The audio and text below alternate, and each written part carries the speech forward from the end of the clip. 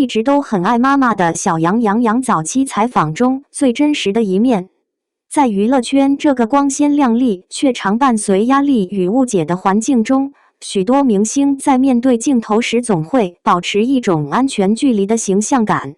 然而，有一位男演员却曾在早期的一段采访中毫不掩饰地袒露了自己最柔软的内心，他就是杨洋。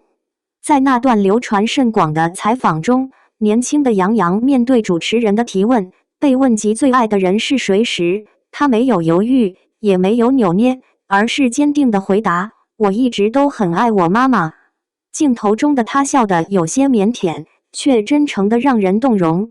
这一句略带青涩的话，至今仍被无数粉丝称为杨洋最打动人心的回答之一。一句“我一直都很爱妈妈”，藏着他的成长轨迹。很多人只知道现在的杨洋是《微微一笑很倾城》里的校草肖奈，是《全职高手》里的荣耀大神叶修，是《你是我的荣耀》里坚定专注的航天工程师于途。但鲜少人真正了解，他在走向星光之前，其实是个性格倔强却又极度依赖家庭的孩子。他3岁开始习武，11岁考入解放军艺术学院舞蹈系，正式踏上职业舞者的道路。许多同龄人还在父母怀里撒娇的时候，他已经独自住校训练，每天重复无数次压脚背、下横叉、抬腿控形，那种疼是外人难以想象的。有人曾好奇问他：“你小时候会不会想过放弃？”他笑着摇头：“我当时唯一的念头就是妈妈相信我，我不能让她失望。”双引号，母亲是他最初的动力。少年离家，但心始终在那盏灯下。杨洋在采访中曾提到，在他最困难的阶段，母亲总会默默在背后支持他。他不会说太多煽情的话，只会简单地问一句：“累不累？有没有吃饱？”但正是这些看似平常的叮嘱，让杨洋在无数个孤独的夜晚坚持下去。他说：“我不是那种会和父母表达很多情绪的人，但我知道他一直在等我回家。”双引号。他还分享过一个细节，每次回家，母亲都会在厨房忙来忙去，嘴上说别乱动，我来弄，语气却是藏不住的喜悦。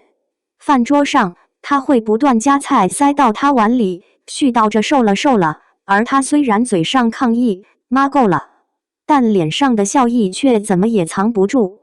那一刻，他不是明星，不是流量顶流，只是妈妈的孩子，一个永远吃不腻家常菜的小杨。成名之后，他仍保持着那份温柔。走红之后，杨洋的行程愈发忙碌，但他始终保持一个习惯，无论在哪拍戏，只要有空就会给家里打电话报平安。有一次，他在录制节目时被问到，如果有一天你有了孩子，你希望他像你哪一点？他沉思片刻回答：“我希望他会像我一样，懂得感恩父母。”双引号。